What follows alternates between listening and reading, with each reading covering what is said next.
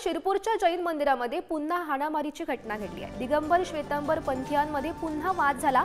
श्वेतांबर पंथीयांकडून ओटा बांधण्याचं काम सुरू आहे, मात्र हे काम दारू पिलेल्या कारागिरांकडून होत असल्याचा दिगंबर पंथीयांकडून आरोप करण्यात आलाय।